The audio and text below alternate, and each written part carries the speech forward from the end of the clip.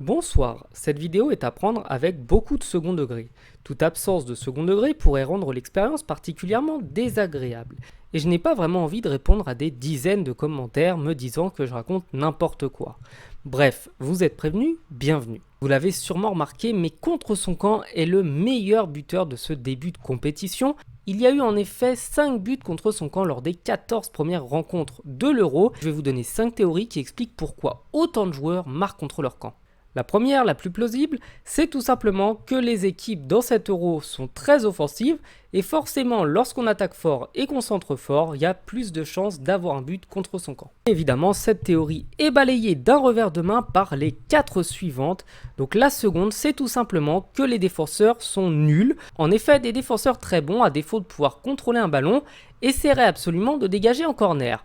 Or, on l'a bien vu, le premier réflexe de tous ces défenseurs a été d'envoyer la balle au fond des filets, donc je pense simplement qu'ils sont nuls. La troisième, c'est la triche, car en effet, vous le savez, pas mal de joueurs ont été épinglés et même suspendus de football pour des paris truqués, et là où certains joueurs truquaient les matchs en prenant des cartons jaunes, eh bien le but contre son camp peut valoir très cher sur le marché des bookmakers, et donc ça pourrait être volontaire de la part des joueurs pour faire remporter beaucoup d'argent à de la famille. La quatrième, ça pourrait être un soutien pour Andrés Escobar.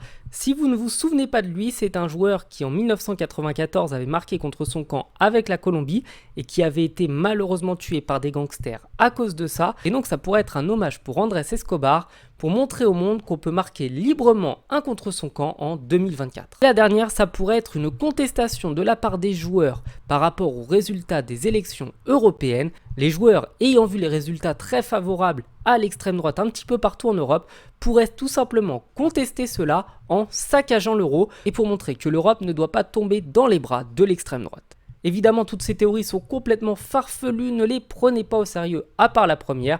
Je vous remercie d'être resté jusqu'au bout sur cette vidéo et je vous invite à vous abonner. Ciao.